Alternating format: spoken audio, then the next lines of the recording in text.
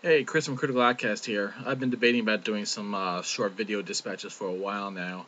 The problem is that for as bad as I am as a writer, I'm not much better when I'm doing this sort of thing. But I figured, hey, why not give it a shot, see what happens. Anyway, this weekend I saw three movies in theaters, and all three of them were good, but for quite different reasons. First, the movie I saw was the indie drama Martha, Marcy, May, Marlene. Now say that 10 times fast. Not an easy title to say, and when I told people that I was going to see it, they usually just kind of gave me this glazed over, like they had no idea what I was talking about. Anyway, this is a good, strong, daring, and at times frustrating film. A story about a young girl played by Elizabeth Olsen, who happens to be the younger sister of the Olsen twins.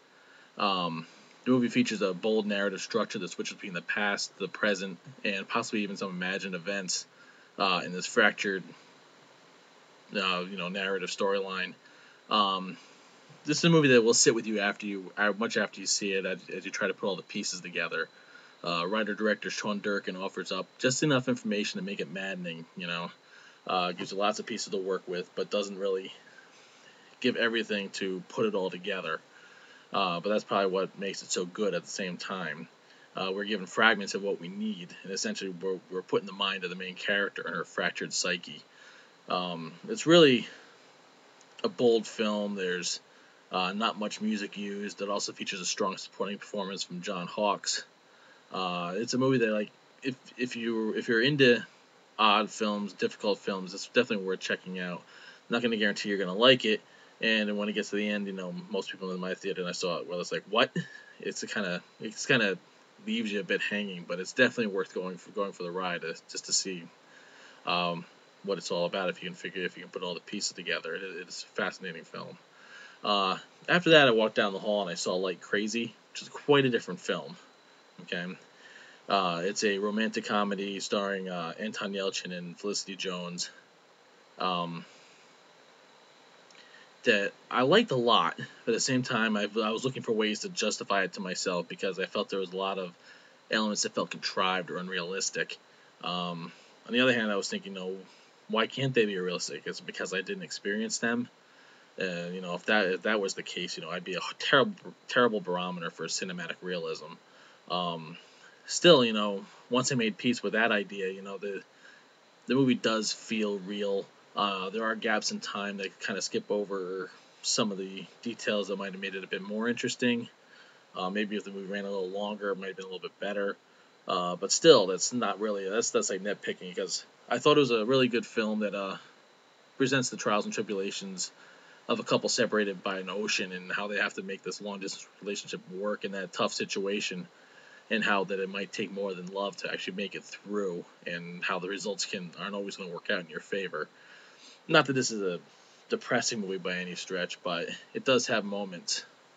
Um, Still, the performances of Yelchin and Felicity Jones really help carry the film through, and it's definitely worth spending some time with because they actually have a very good chemistry on screen, and they really worked well together as a couple.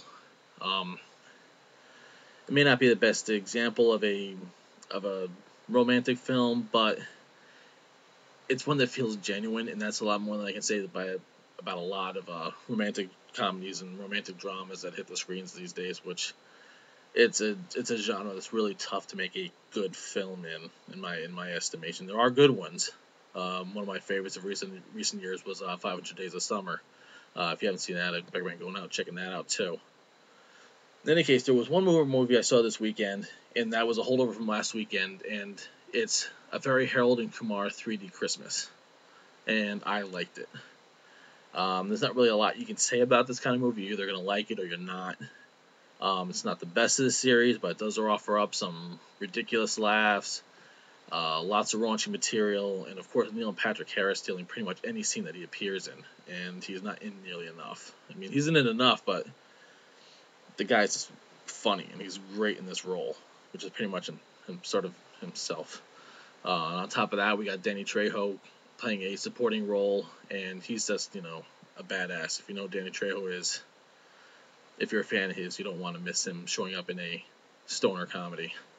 Um, Cal Penn and John Cho, very good actors. They actually have range. It's more than just comedic roles. They've done dramas and such, and that ability to be able to act, I think, helps helps them work in this type of situation and make these characters likable and make us want to actually spend some time with them. The movie's ridiculous. It's not one you're going to go for any type of realism or any statements on the human condition or anything. You just want to go and see it, go to see it and laugh. It's a stupid comedy that I thought works, and it's definitely worth checking out. And the 3D is fun too. Um, it's really used as a gimmick for them. There's lots of stuff flying out of the screen, and if you don't like 3D, you're not probably won't like this, but it's a gimmick and it works. Well, that pretty much wraps it up for this week. Please let me know what you thought of this. Maybe I'll do some more. I'm not sure how often, but we can see what happens. But until then, be sure to check out my full-length ramblings at criticaloutcast.com.